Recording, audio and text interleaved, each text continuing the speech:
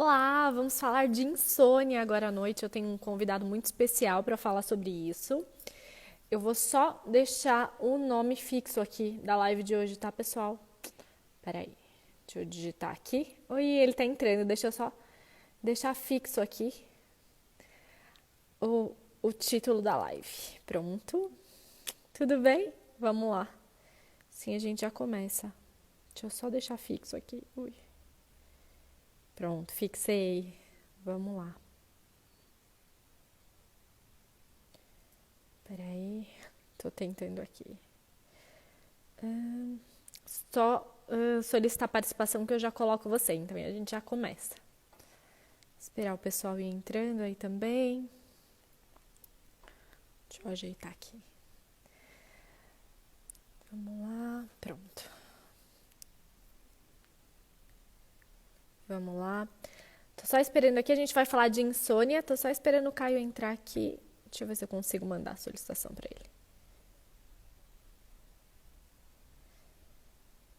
ele. Isso. Vamos lá, vamos lá. Pera aí, rapidinho. A gente vai começar a falar de insônia já já. Boa noite, tudo bem, Luiz? Tá dando boa noite aqui? Entrou? Peraí. Caio, você tá conseguindo mandar a solicitação? Não apareceu aqui ainda.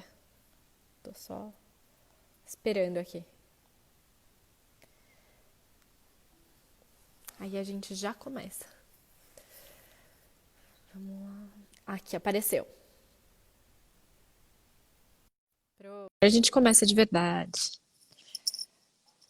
Deixa eu por aqui. Tá carregando aqui. Olá, tudo bem? Oi, boa noite. Boa noite. Muito obrigada por participar aqui comigo dessa live. Obrigado você. Obrigado pelo convite. Imagina. Eu queria falar um pouquinho de insônia, trazer esse conteúdo aqui, porque eu tô tendo pacientes com. Alguns já sofriam de insônia antes, mas teve uma piora muito grande. E tiveram vários pacientes, eu até estava conversando com um psiquiatra na semana passada, que teve esse aumento de pedidos vindo de pacientes de remédios para dormir, né? Enfim. Então eu queria bater esse papo hoje com você, queria que você falasse um pouquinho. Primeiro se apresenta, falar um pouquinho do seu trabalho, enfim. Claro. Obrigado também mais uma vez pelo convite. Eu tenho divulgado a medicina do sono nas redes sociais já faz algum tempo. É uma especialidade médica, mas muito pouco conhecida. Uhum. É uma especialidade que, ao longo dos anos, cada profissional de saúde foi pegando um pouquinho, mas ninguém sabe muito bem direito como fazer. E então acho importante essa divulgação mais robusta, vamos dizer Sim. assim, e por isso que eu aceitei o seu convite, porque eu acho, primeiro porque você é neuropsicóloga, e que são profissionais que eu trabalho, né, frequentemente, eu Sim. dependo de equipe para tratar os meus pacientes, e eu acho importante essa interação e essa divulgação. Então, eu sou médico, né, de formação, depois eu fiz a residência médica em psiquiatria na Santa Casa de São Paulo, medicina eu fiz na Faculdade de Medicina do ABC, e depois eu fiz eu estava meio perdido, eu não sabia muito bem se eu queria dependência química, se eu queria psiquiatria infantil, se eu queria psicogeriatria. E foi muito bacana porque na época uma professora minha, batendo um papo com ela, ela falou, olha, faz medicina do sono, eu acho que tem o seu perfil, é uma coisa multidisciplinar, você gosta de trabalhar em equipe, Sim.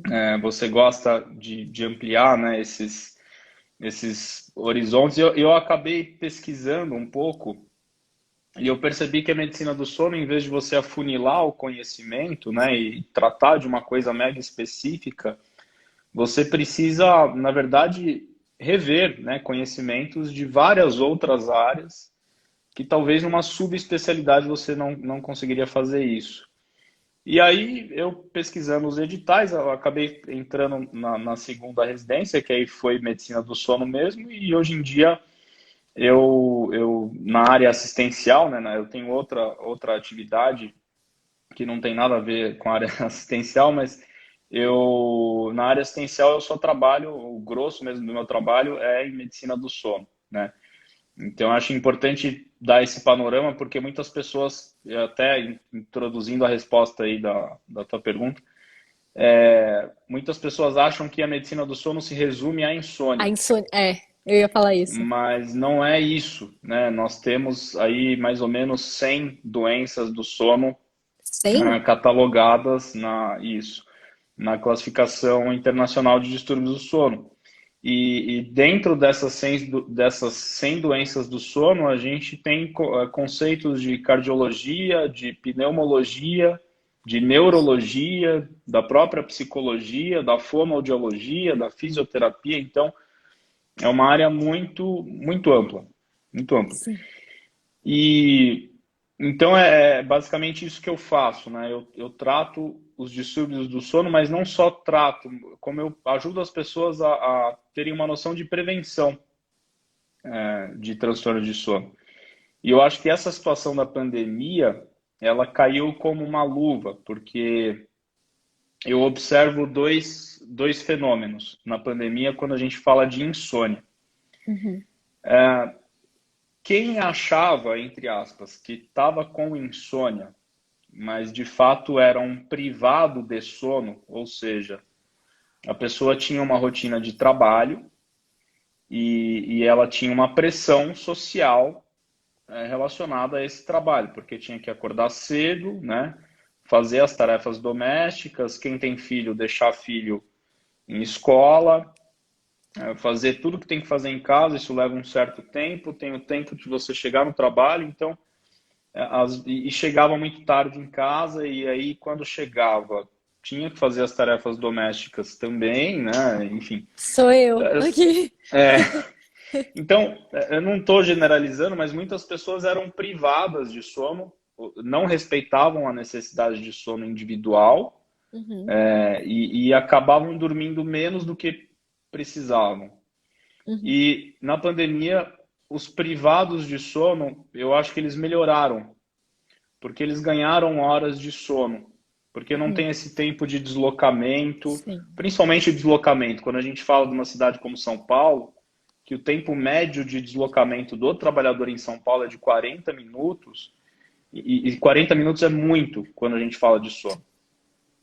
Então tem esse fenômeno. Agora tem outro fenômeno que quem já tinha maus hábitos de sono, a pandemia veio para premiar essa pessoa com uma insônia, né? Porque a gente perdeu um pouco as referências, tanto Sim. de horário quanto de hábitos, e isso acaba contribuindo para a gênese da insônia, né? Que no início, lá, quando a gente estava com 2 semanas de isolamento, é uma insônia aguda, mas quando você já vai entrar aí no 4º mês de isolamento, né, uma pessoa que está com um problema lá desde o início do isolamento já é considerada uma insônia crônica. Sim. E aí a coisa muda de figura, porque os riscos que estão envolvidos nessa situação de insônia crônica, inclusive riscos metabólicos, riscos cardíacos, Isso. são muito maiores.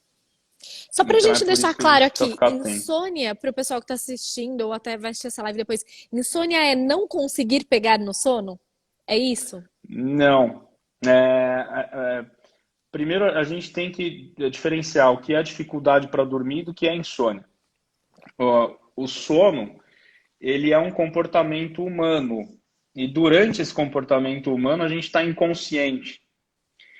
E como a gente não tem essa interação com o meio, é difícil a gente descrever as queixas para o profissional de saúde que está cuidando da gente. Essas queixas relacionadas ao sono. As pessoas não sabem descrever. Elas falam, olha, eu tenho dificuldade para dormir. Ponto. É lógico que com perguntas certas você vai chegar num diagnóstico mais específico, mas insônia, por definição, é uma dificuldade ou de iniciar o sono, Uhum. ou de manter o sono, ou despertar precocemente, despertar antes do horário habitual. Ou pode ser uma mescla dessas três coisas, Uhum. tá? Só que não adianta ter só essa queixa, você tem que ter a queixa noturna, mais as repercussões diurnas deste comportamento noturno alterado. Então, durante o dia, a pessoa pode sentir fadiga, cansaço, sonolência, dificuldades de memória, dificuldades de atenção. Em crianças, por exemplo, você pode desenvolver um medo de dormir, um medo do quarto, ou uma resistência para dormir. Em idosos, os idosos eles podem adquirir um comportamento, ele não consegue dormir sem o cuidador, ou não consegue dormir sem um ambiente de sono específico, né, que remete a esse idoso um sono saudável. E o principal da insônia, principalmente quando a gente fala de insônia crônica, se começa a desenvolver uma preocupação com o ato de dormir. Então, além do medo de dormir, da resistência de dormir, a pessoa já acorda com a convicção de que na noite seguinte ela não vai dormir bem. Daí gera uma ansiedade, que daí gera outras coisas e tem todo um... Isso, exatamente. Sim. E a gente tem que lembrar que existem vários tipos de insônia, né? Tem pessoas que têm insônia com tempo de sono muito curto, né? Abaixo de 6, 5 horas. Essas pessoas têm mais risco de doenças do coração, por exemplo, ou de alterações Sabia. metabólicas. Agora, e aí o tratamento e a abordagem é um pouco diferente das pessoas que têm insônia, mas não têm um tempo total de sono tão curto assim. Uhum. E isso a gente descobre avaliando, né, com diário de sono ou até com exames mais complexos. E com uma história clínica mais complexa, que é o principal. Mas não precisa fazer nenhum exame para fazer diagnóstico de insônia. Basta uma boa história clínica. Tá, tá. Tá? Então, às vezes as pessoas vêm no consultório, e não só do médico, né, como todos os consultórios de qualquer profissional de saúde, eu preciso fazer um exame do sono, porque eu estou com dificuldade para dormir. Mas não é assim que funciona. Talvez você pode até piorar a sensação, né, que essa pessoa tem se você submetê-la a um exame do sono. Tá. Isso é Tá? bacana de E falar. a gente tem que ter como premissa de que a insônia ela só existe quando a pessoa de fato tem uma boa oportunidade de sono. O que eu quero dizer com isso? Não dá para você falar que uma pessoa que não tem uma adequada oportunidade de sono, que não tem um ambiente de sono adequado, eu vou usar um exemplo extremo que eu sempre uso, um morador de rua, por exemplo. É muito difícil você avaliar se essa pessoa tem insônia ou não.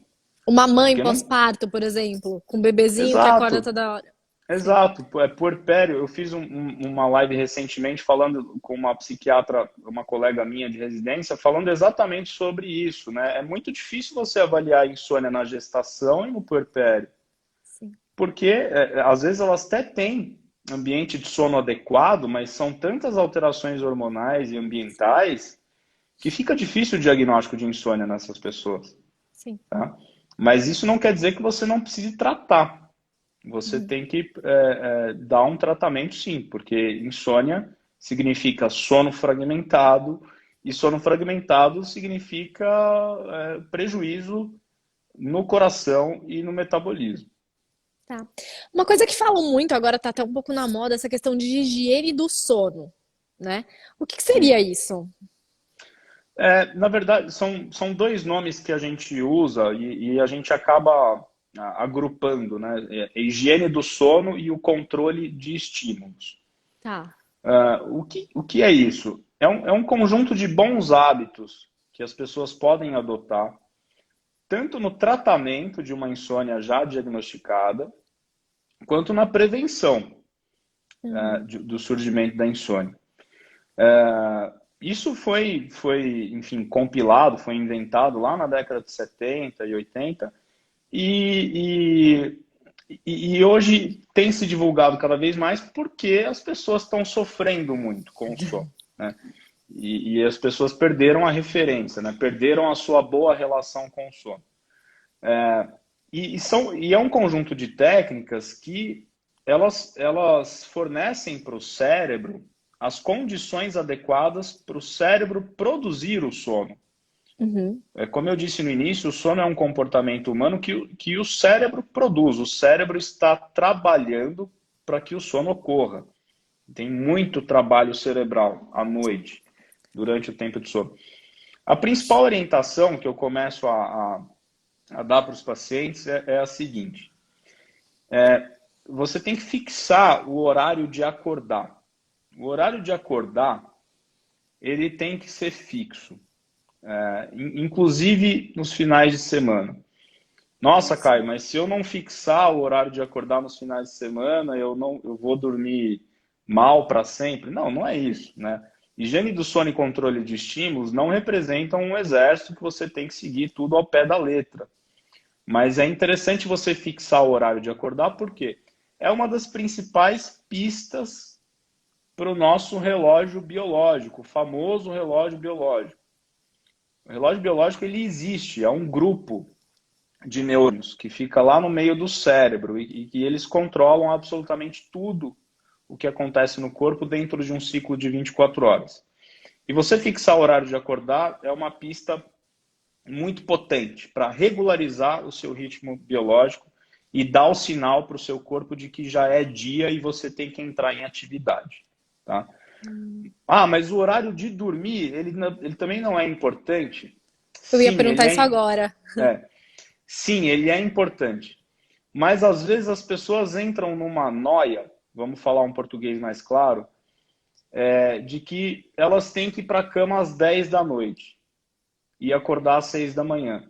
Mas não necessariamente esse é o horário desta pessoa. Porque às vezes o ritmo biológico dessa pessoa não diz para ela que ela sente sono às 10. Ela pode sentir sono às 11, à meia-noite. Então a orientação é ir para a cama somente quando estiver com sono. A gente tem que otimizar o nosso tempo de cama. O tempo de cama ele tem que ser mais ou menos próximo do tempo total de sono. Isso é uma coisa que a gente chama de eficiência de sono. E é uma continha matemática e ela tem idealmente tem que estar acima de 85%. É um número que isoladamente ele não significa nada, mas dentro do pacote ali da história clínica do paciente, ele pode significar alguma coisa sim. Principalmente nesse sentido de que, olha, o tempo que você está na cama, você tem que estar dormindo. Não é para ficar contando carneirinho e brigando com o travesseiro, porque isso vai alimentar a insônia. Sim. Isso vai aumentar a ansiedade noturna e vai provocar uma dificuldade para iniciar o sono, certo? Então, essas orientações, que é o que a gente chama de rotina de sono, né? Ter horários Uhum. regulares, tanto de dormir quanto de acordar. Caio, mas se eu não sentir sono at all, assim, se de fato eu não sentir sono, aí é um outro princípio, né, desta abordagem mais comportamental da insônia, que é o seguinte: não vá para a cama sem sono, mas como você vai sem sono, mas como você vai fixar o seu horário de acordar, independente da quantidade de horas que você conseguiu dormir, você vai acordar sempre naquele mesmo horário. Se você conseguiu, por exemplo, somente 4 horas, o outro dia vai ser sofrido? Vai ser sofrido. Você vai ficar cansado, você vai ficar irritado, provavelmente você vai errar mais, né? Mas você vai estar tão cansado que na noite seguinte vai ser muito mais fácil você iniciar o seu sono. E assim, diariamente, o seu cérebro vai sendo treinado a de fato seguir os sinais que o seu corpo emite. Uma outra orientação que tem aí na higiene do sono e no controle de estímulos é você não se expor excessivamente à luz artificial no período noturno. Sim. Então, o celular, de fato, é um vilão, né, para o nosso sono, porque ele tem dois problemas. Tudo que você faz no celular é muito excitante, né? Você está ali no WhatsApp, você está no Instagram. Se você abrir hoje o Instagram, aqui no seu Instagram profissional, acho que deve estar rolando aí umas 45 lives. Então, essa exposição noturna ao celular, ela é muito nociva. Ela tem um lado bom, mas ela é nociva. É muito é uma falsa ilusão, né, de que quando a gente desliga o celular, a gente vai pegar no sono. Porque você está falando para o teu cérebro que ainda é de dia. Uhum. A melatonina ela não começa a ser produzida adequadamente se você fica com o celular na cara. Ela vai ser produzida, mas ela vai ser produzida mais tarde. A mensagem que você está passando para o cérebro é que está de dia. Então vai ser muito difícil você dormir. A gente tem que priorizar também atividades que são mais relaxantes no período noturno. Tá. Agora, o que é relaxante para mim pode não ser relaxante para você. Eu tenho pacientes que relaxam antes de dormir ouvindo metal, Iron Maiden, Metallica, etc. E tem pacientes que gostam de ler, tem pacientes que gostam de ouvir música clássica, tem pacientes que gostam de fazer alongamento, de praticar meditação. Então, esse conceito de relaxante é relativo, mas o que interessa é que o teu corpo ele tem que relaxar para o teu cérebro começar a produzir sono. Essa é a mensagem. A questão da melatonina que você falou, você indica tomar melatonina? Porque tem muita gente que toma, né? Ainda mais agora. Sim. Você A indica? Como que? melatonina é o seguinte, ela é um hormônio que o cérebro produz. Né? Uhum. Tem uma glândula lá no meio do cérebro que chama glândula pineal. Ela é do tamanho de uma ervilha e quando existe ausência de luz, isso é captado pela retina. A retina, né, que fica lá no fundo do olho, vai mandar essa mensagem para o cérebro começar a produzir melatonina. Então, ausência de luz e início de produção de melatonina. Isso é o que tem que ficar guardado.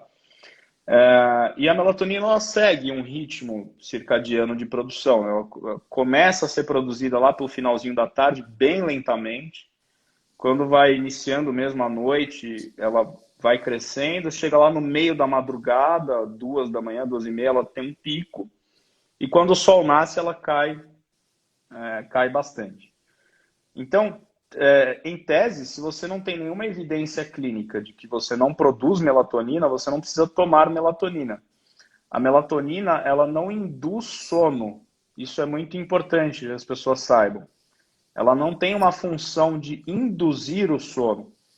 E isso é químico, é farmacológico, não sou eu que estou falando. O receptor que ela atua não induz, ela atua em dois receptores. Um, de fato, é mais indutor do sono, mas ele é muito fraco. E o outro, ele regula, ela é uma pista química para regular o nosso relógio biológico. Então, o correto é você chamar a melatonina de agente cronobiológico ou agente cronobiótico, dependendo da literatura que você consultar, você tem esses dois nomes. Então, ela não é um agente indutor do sono. Se você toma melatonina sem prescrição médica, sem acompanhamento médico, você está fazendo uma terapia hormonal por conta, com todos os riscos inerentes à medicação. A melatonina não é natural. Natural As pessoas depende do conceito que você usa de natural, têm né? essa lenda de que é um remédio natural para dormir. Quantas vezes eu ouvi isso? É. Melatonina ela tem efeitos colaterais, né? Principalmente pesadelo, sonolência diurna, são os dois principais. Mas o principal é o seguinte: as pessoas compram melatonina lá fora numa dose muito alta e chegam aqui no Brasil e tomam 3 comprimidos para dormir. Para você ter uma ideia, dentro da medicina do sono, o intervalo de dose da melatonina é de 3 a 12 miligramas. Uhum. As pessoas trazem comprimidos de 10 e tomam 3 comprimidos para dormir. São 30 miligramas, é uma superdosagem. E como a melatonina ela não é ela é controlada na Europa, é uma medicação que você precisa de prescrição médica. No Brasil, ela é liberada somente para manipulação. Então, nas farmácias de manipulação, que você compra sem prescrição médica, o que é um absurdo. E nos Estados Unidos, ela é medicação de gôndola, né? Você compra em qualquer mercado e sem receita nenhuma. E como não tem controle sobre produção, a gente não sabe o que essas empresas colocam lá. Eu já vi lá fora, quando eu estava fazendo estágio lá,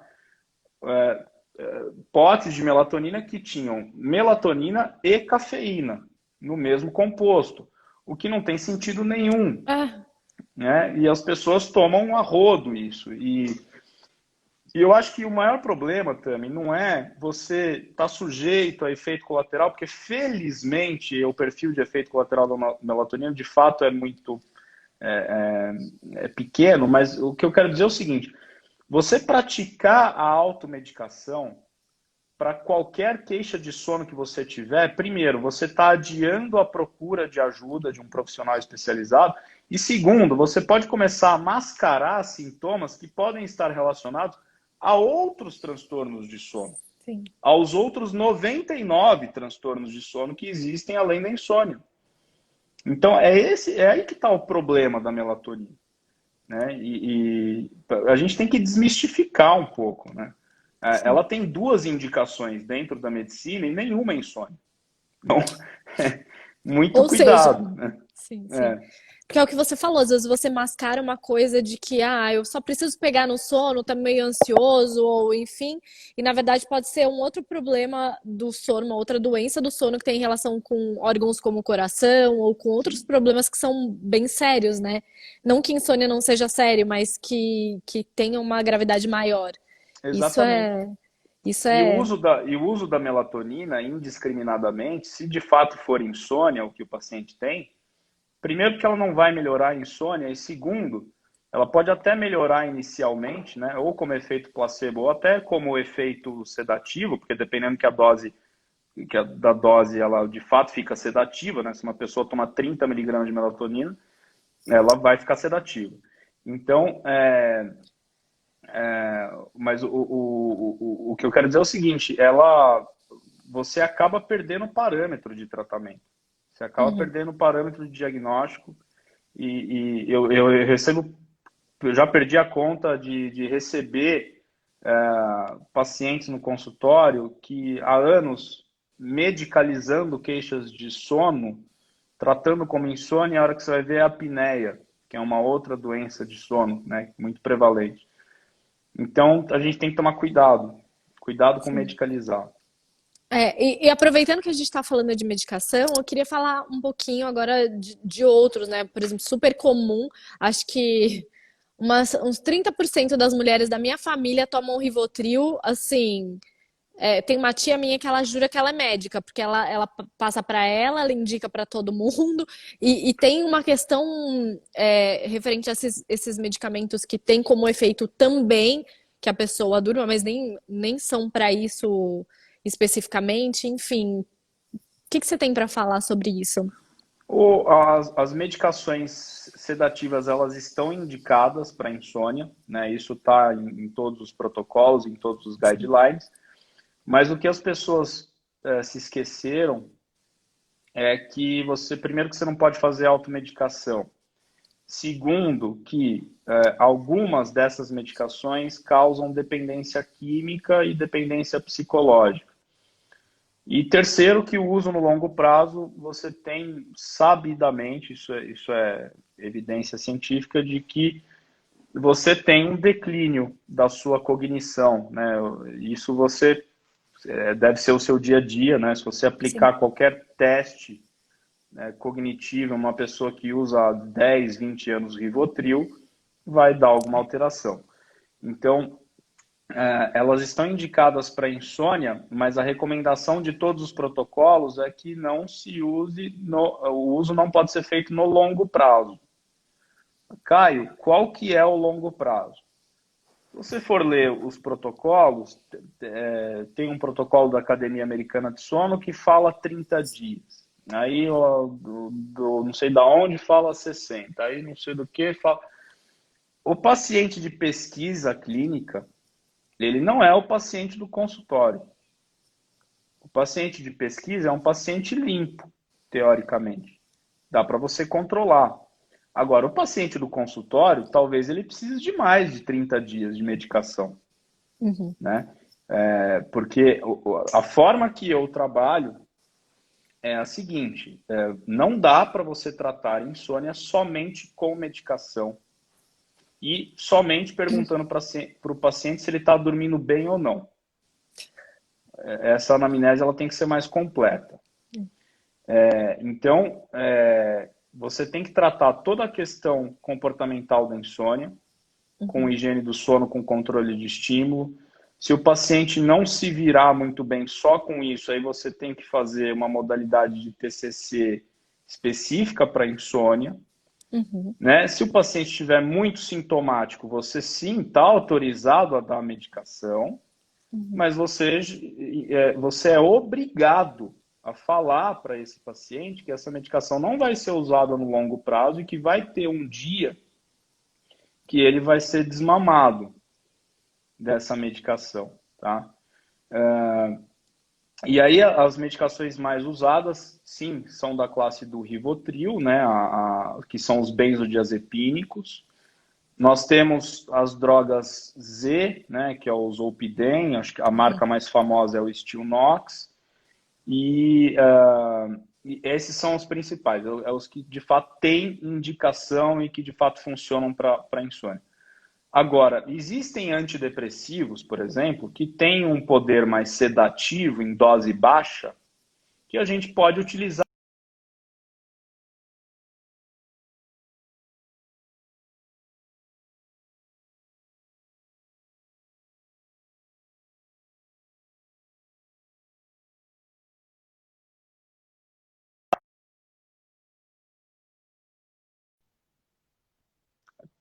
Travou o teu... Mas você estava me ouvindo, né?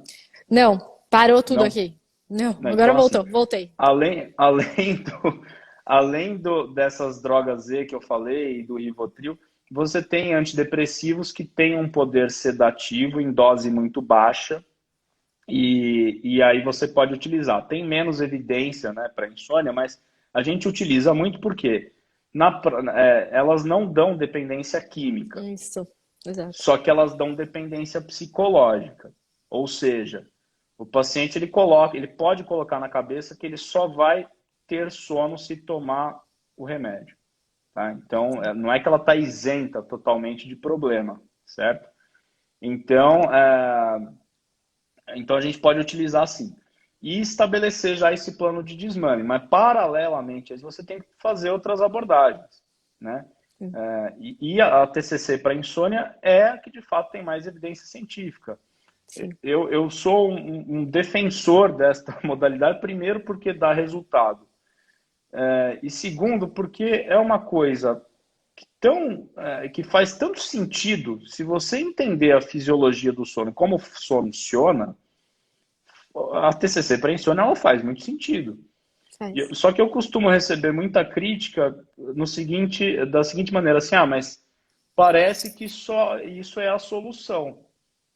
Mas eu nunca falei isso. A TCC para insônia é um tratamento, e como qualquer tratamento, ela tem limitações e nem todo mundo se adapta. Eu já Isso. tive vários pacientes que não se adaptaram à TCC para insônia. E aí você tem que utilizar de outras abordagens. Talvez você tenha que deixar remédio por mais tempo, você tem que tratar outras doenças que essa pessoa tem, e você tem que utilizar outras abordagens, principalmente mudança de estilo de vida, para tratar esse paciente. Mas que funciona, funciona. E não sou eu que estou dizendo, isso é a ciência que está dizendo. Sim. Então, a gente pode ir nessa linha, sim. Uma vez eu estava falando com um psiquiatra, né? E ele falou assim: tem psicólogo que não gosta de me ouvir. Ele falou, mas eu acho que TCC é para tratamento, as outras abordagens são para autoconhecimento e etc. E daí tinha bastante psicólogos ouvindo, né? Mas é que a TCC tem essa questão de comprovação científica, né? Que realmente, assim, em relação a tratamentos de transtornos e outras coisas, a gente consegue ter uma estratégia, a gente consegue ter. A gente faz passo 1, passo 2, passo 3, é isso, coisa que as outras abordagens têm um sentido mais subjetivo, que pode funcionar também, mas é subjetivo, né? Não é uma técnica objetiva de, olha, A, B, C, D. Sabe por que tem evidência científica? Porque dá para você mensurar. Isso, exatamente. Não dá para você mensurar a análise. Não. Não dá para Exato. você mensurar psicodrama, não dá. Até dá. Só que é muito difícil. né? Porque você lida com E uma muito mais coisa com o não exclui a subjetivo. outra, e uma coisa não Isso. exclui a outra. Isso. Eu já perdi a conta de quantos pacientes começaram a fazer a TCC para insônia, Uhum. encerraram o protocolo com êxito e continuaram com o psicólogo ou com a psicóloga em terapia. Isso. Porque não é porque você encerrou o protocolo que você está livre da insônia. Não é isso. Ela pode voltar sim. E você tem que ter mais substrato psicológico e autoconhecimento para enfrentar um eventual segundo episódio, né? Exato. E mesmo eu acho que para psicólogos que trabalham com isso também, como a minha primeira abordagem, né, logo que eu saí da faculdade, eu fiz uma especialização em psicologia analítica junguiana, e que eu uso até hoje para entender o ser humano, as bases familiares, etc., para entender melhor a dinâmica da pessoa, a dinâmica familiar. Mas depois eu fui para a área da neuropsicologia e eu uso o TCC como base hoje, porque eu trabalho muito com tratamento, com avaliação.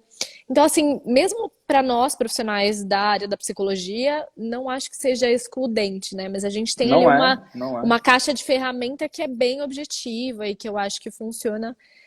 Assim, na minha perspectiva, eu acho que quando eu lido com insônia no consultório e etc., eu trabalho muito com esses hábitos mais saudáveis, desde alimentação, né? Que, poxa, a pessoa chega em casa, come 1 quilo de macarrão porque chega cansada do trabalho e quer dormir, né? Então, assim, desde alimentação até exercício físico em horários melhores, porque geralmente fazer exercício físico à noite vai dar uma dificuldade. Claro que para Sim, algumas pessoas funciona bem, isso que é engraçado, né? Algumas pessoas falam, eu faço, chego da academia cansado e durmo, mas a grande maioria não. é, Então, todos esses hábitos, essa questão que você trouxe de celular, televisão antes de dormir, a TCC, tudo isso assim, caminhando junto, né, ao médico, isso que é interessante. Que estratégias você recomenda dentro disso ou até fora disso? eu acho que a gente tem que lembrar que você falou uma coisa da academia super interessante, acho que super pertinente a gente abordar aqui. Primeiro que a atividade física regular, ela é uma importante aliada do sono, de Uhum. qualidade, né? A atividade física regular, ela sabidamente aumenta a nossa proporção de sono de ondas lentas, ou é o sono profundo, né? É o sono mais relaxante e talvez um dos mais importantes do ponto de vista metabólico. Agora, mas poxa, tem gente que faz crossfit às 10 da noite, chega em casa e capota. Porque a gente tem que lembrar que o sono ele é controlado por dois processos. Um processo que chama processo S ou processo homeostático, que na prática é o seguinte: quanto mais cansado você está, mais fácil você dorme. E o outro processo que é o processo C, que é o nosso ritmo biológico, né? Então, se você é mais vespertino, se você é mais matutino, se você precisa de 8 horas, você precisa de 10, você precisa de 5. Esse processo C está envolvido com essas questões mais finas, vamos dizer assim. Mas, poxa, ele fez uma atividade super extenuante, e como é que ele consegue dormir logo de cara? Porque talvez a pressão de sono que esse indivíduo acumulou até aquele horário é muito grande. E aí ele vai dormir mesmo, né? Sim, Independente se ele está com adrenalina lá no pico, né? sim. Porque são outros fatores que estão envolvidos. E a gente se expor à luz de manhã ajuda demais, né? É lógico que quando a gente está em São Paulo, isso é um pouco complicado, né? Uhum. Abaixo aqui dos trópicos, todo mundo é deficiente de vitamina D, porque a gente não toma sol, mas 20 minutinhos por dia são suficientes para você regularizar esse ritmo biológico. As refeições hipercalóricas de noite, elas não estão aconselhadas, porque isso dificulta o início do sono. Tem muita gente que me pergunta de chá. Não existem evidências científicas de que os chás auxiliam no sono, mas existem evidências práticas de que, de Uhum. fato, algumas substâncias promovem relaxamento. Isso. Se isso é placebo ou não, não me interessa. O que me interessa é o efeito prático disso. Funciona, né? Então, se um chá funciona bem para você, ok, continue tomando chá. Mas o que não pode é ter uma ingesta hídrica excessiva próximo do horário de dormir. Porque senão você vai ficar acordando várias vezes para ir ao banheiro. né? O sono ele fica fragmentado pelo enchimento da bexiga, pelo enchimento vesical. E aí você provoca um reflexo e acorda. Então, tem essas estratégias. O que de fato a gente precisa ficar atento é aquilo que eu falei lá no início. Nem toda queixa de sono é insônia. O paciente que vem com insônia no consultório, ele não tem só insônia. Acreditem nisso, tá? Os únicos pacientes crus de insônia que eu vi na minha vida foram na residência e acho que não fecha uma mão, assim, porque é muito raro. Essas pessoas têm ansiedade, essas pessoas têm depressão, É essas isso que pessoas. perguntaram aqui, ó. Eu ia chegar É, nisso porque perguntaram justamente sobre ansiedade e depressão. é. A ansiedade, a depressão, ou os transtornos de humor em geral, elas podem causar insônia? Podem causar insônia, sim. Mas não significa que você não tem que tratar somente o transtorno de humor. Você tem que tratar o transtorno de humor e a E a insônia. insônia. E trabalhar a expectativa que o indivíduo tem em relação ao próprio sono. Porque a gente sabe que o sono ele varia com a faixa etária. É uma ilusão a gente achar que um idoso, um senhorzinho, vai dormir igual a um adulto jovem. Essas pessoas, de fato, elas dormem menos por conta do processo do envelhecimento cerebral, do envelhecimento do tecido nervoso. As Uhum. regiões que controlam o cérebro não são as mesmas. Então, a gente tem que trabalhar essa expectativa, às vezes, com as pessoas idosas. Olha, você não tem mais a reserva para dormir, por exemplo, 8 horas, mas você tem reserva para dormir 6. Seis. Então, vamos tornar a vida desse indivíduo com mais qualidade, com 6 horas de sono. E é isso que a gente tem que fazer, né? Seguir esses pilares, né, da alimentação, da atividade física, mas isso não pode também, aí vem o outro lado da questão. Senão, o sono ele não pode virar uma obsessão. Sim. Você trabalha, quando você me convidou, eu dei uma olhada no teu trabalho, você trabalha muito com mãe, com criança. Então, as pessoas hoje em dia, elas colocam uma expectativa de que, por exemplo, a criança ela tem que ser perfeita e não pode sofrer, não pode passar por sofrimento, a Uhum. mãe não pode sofrer, ninguém pode sofrer. E eu acho que quando a gente fala de sono, é a mesma coisa. Nossa, mas eu não posso ter uma noite ruim de sono. Não, a gente vai, mesmo a gente tratando, nós vamos ter noites ruins, sim, né? Ontem, com essa desgraça desse ciclone que deve estar chegando por aqui, eu não consegui dormir porque foi uma bateção de A janela lá em janela, casa. Então, também. assim, a gente tem que estar preparado para essas pequenas frustrações, para o sono não virar uma obsessão, né? Essa obsessão pelo sono perfeito, que é outra febre, né? Sim. Que tem hoje em dia. Sim. Muita gente perguntou, até quando eu falei da nossa live e tal, o pessoal perguntava muito da insônia relacionada a estresse, ansiedade e depressão.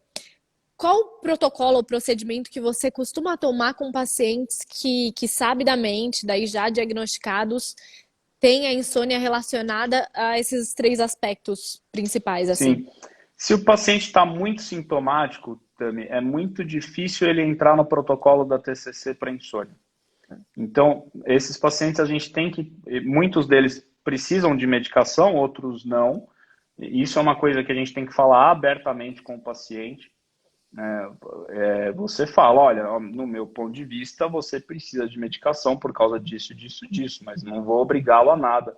Saiba os riscos que você está correndo. Porque às vezes numa primeira consulta o cara ele não vai acatar tudo. É muita informação, né? Você precisa marcar várias vezes. Então, se tiver muito sintomático, você tem que tratar primeiramente o transtorno de humor, porque transtornos de humor não tratados com muitos sintomas trazem risco, Uhum. né? Uma dificuldade de autocuidado, dificuldade de relacionamento interpessoal, até para casos mais graves, né, risco de suicídio, que tem aumentado consideravelmente nos dias de hoje, principalmente para populações mais jovens. Uhum. Então, nós temos que tratar, sim, esses pacientes quando eles estiverem mais estáveis do ponto de vista do humor. Aí sim é interessante focar mais nas questões do sono, porque Quando a gente fala de TCC para insônia, você precisa de comprometimento, você precisa de capacidade cognitiva da sua função executiva preservada, que Isso. num deprimido grave você não tem.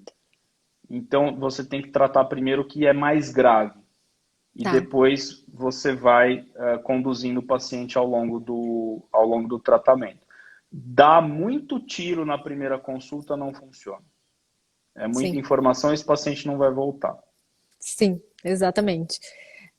E sobre o estresse, que é um momento assim, acho que não tem uma pessoa no planeta inteiro que não está minimamente estressado nesse momento, né? E você até falou, eu trabalho muito com mães e eu vi uma pesquisa que um dos grupos mais afetados nesse momento são mães com filhos pequenos, né? Porque tem um acúmulo de funções, eu vejo isso, É. continuo atendendo só que pela internet, mas eu tô fazendo tarefa de casa com meu filho e também tô limpando a casa, porque a gente tá sem faxineira enfim, é estressante. Eu mesma nunca tive problema de insônia e eu deito muito acelerada ainda do dia, ainda pensando nas coisas que eu tenho que fazer amanhã e vejo essa dificuldade. E vejo isso nas pacientes também, que eu trabalho com orientação de pais, de mães, né? Tem algo a fazer ou não? É só espera e reza? Não, tem sim. Primeiro, começando a falar das mães, a gente tem que aumentar a rede de apoio das mães. Ah, Caio, mas eu sou mãe solteira, eu não tenho ninguém. Enfim, aí cada paciente tem que ser analisada de uma forma individual, né? Mas o aumento dessa rede de apoio é fundamental. Mesmo com o aumento da rede de apoio, as tarefas, elas são muitas. Mas se você começar uma tarefa, termine essa tarefa. Não fique fazendo várias tarefas ao mesmo tempo. Então, começou a limpar a sala, termina de limpar a sala. Não faça o café da manhã junto. Esse tipo de coisa parece besta, Sim. mas não é. Não é. Tá? Começou uma coisa, termina. Porque isso diminui a carga mental. A gente faz. Você pode fazer várias coisas, mas uma coisa de cada vez. Certo? Outra coisa super importante, não hesite em procurar ajuda quando a situação está feia, quando está muito sintomático. Tá? Você pode Tá. provocar um desastre maior se você, né, esperar mais. Outra coisa que ainda está valendo, mas acho que no início era mais evidente isso, o consumo de notícias em relação ao isolamento social, e eu acho que hoje em dia até a A situação política, né? econômica, a política, exatamente. Saiu há uns 2 meses, bem no início do isolamento, um estudo chinês, porque lá o problema começou lá, então os primeiros estudos saíram de lá. Que as pessoas que tiveram mais transtorno de estresse pós-traumático ou sintomas de transtorno de estresse pós-traumático depois do isolamento foram as pessoas que justamente consumiram mais notícias em relação à pandemia. Não só a questão sanitária, mas toda a questão política e econômica envolvida. Então, não tem um tempo, né? Olha, se você consumir 20 minutos, você não vai ter problema. Não, isso é uma coisa muito subjetiva. Mas o fato é que a gente tem que limitar, sim. Filtrar E isso, né? e uma outra orientação super importante, não é porque a gente está em casa que a gente não tem que ter rotina. Então, você está de home office, coloque uma roupa para o seu home office. Uhum. Reserve um ambiente na sua casa exclusivo para home office.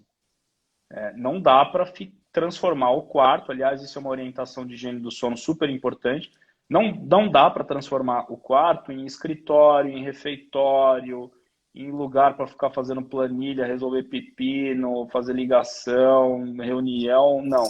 O quarto é o quarto e ele tem que ser escuro, confortável, uma temperatura adequada, o colchão está em dia, né, e tudo fica bem dessa forma. Tá? Então, manter a rotina, certo? Sim. E mesmo em casa, mesmo em casa. E agora, é lógico que a gente o Brasil é extremamente grande, mas nos lugares que você pode sair, saia, vai andar meia hora de máscara, tomando todas as precauções. Respira, toma sol, né? Isso, exatamente. E eu acho que essas são as orientações. Não é esperar e rezar, não. Esperar e rezar vai ser pior, vai alimentar Tentar uma dar conta de ansiedade. tudo, né? Isso não É, existe. e aquela coisa de fazer, né? Já que a gente está no isolamento, eu vou fazer um monte de curso EAD, eu vou fazer uma dieta, eu vou emagrecer 15 quilos. Não é hora de fazer isso, né? A gente sim tem que fazer atividade física, sim tem que manter uma boa alimentação, mas a gente não pode fazer nada que prejudique o nosso sistema imunológico.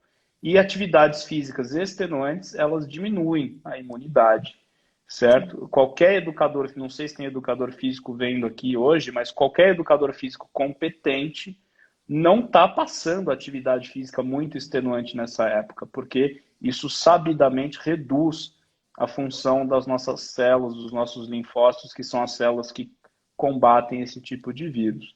Então, são essas as orientações. Ó, perguntaram aqui o que fazer quando a insônia está atrapalhando a terapia, as atividades propostas pela terapia, pois a irritabilidade acaba atrapalhando. Bom, primeiro,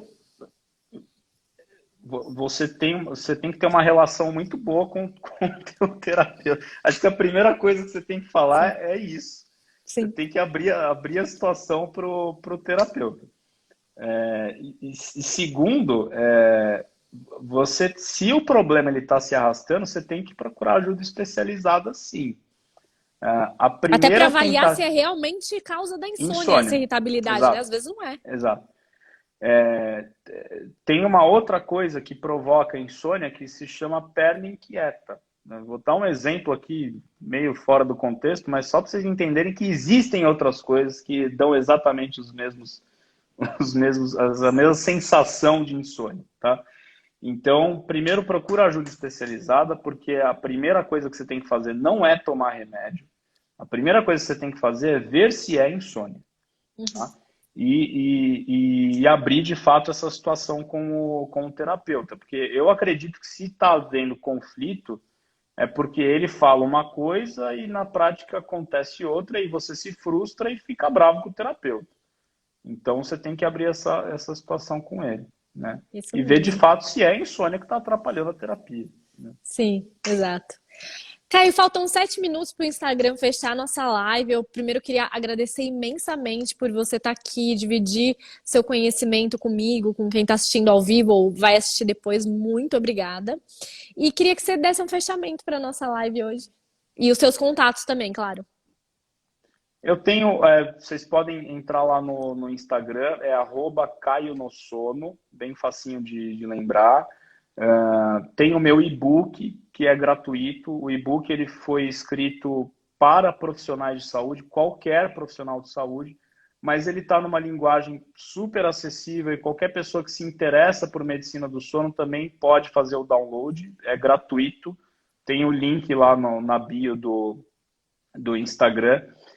Tem o canal no YouTube, que se chama Caio no Sono. Então, todas as lives que eu faço, inclusive as externas, essa aqui, né? Lógico, se você autorizar depois, elas Claro. são publicadas lá nesse canal no YouTube, tá? Então, elas ficam lá para consulta, tem muito assunto lá. Mas eu acho que a mensagem que fica, Tani, de hoje é o seguinte: a primeira opção, ela não deve ser remédio, a primeira opção, ela não deve ser automedicação. Fazendo isso, vocês vão adiar diagnósticos super importantes, vocês podem mascarar outros problemas. A segunda recomendação é a insônia, ela está muito relacionada à saúde mental. Ela anda junto com a saúde mental. E geralmente, quando a gente tem um problema de insônia, principalmente nessa época que a gente está vivendo, a gente carrega alguma alteração, vamos dizer dessa forma, da nossa saúde mental. Então, procure profissionais de saúde mental caso vocês estejam em sofrimento, tá? Não precisa ter medo de falar de saúde mental, né? O medo, ele atrapalha e o medo, ele provoca suicídio. A gente vê isso na prática, quem lida com isso sabe como é que é. Então, não adie a procura de ajuda. E qualquer profissional de saúde pode abordar com o seu paciente as queixas de sono de uma forma mais detalhada. Basta saber onde procurar a informação correta. A medicina do sono está aí como especialidade para todos os profissionais de saúde, dentro das limitações de para cada um atuar da maneira que pode, que pode ajudar os pacientes. Isso aí. Muito obrigada, gente. Então, quem é do meu canal, sigam ele, é muito bacana. Se vocês gostam desse conteúdo, sejam outros profissionais da área, outros psicólogos, ou até pessoas que estão sofrendo com insônia. Eu vou baixar seu e-book depois para dar uma olhada. Gostei. Boa Pode dica. baixar. Fica à Muito vontade lá. obrigada novamente, tá bom? Boa Obrigado, noite, Tânia. gente. Boa noite. Boa quarta-feira. Tchau, tchau. Tchau, tchau. Um abraço. Tchau, tchau. Outro.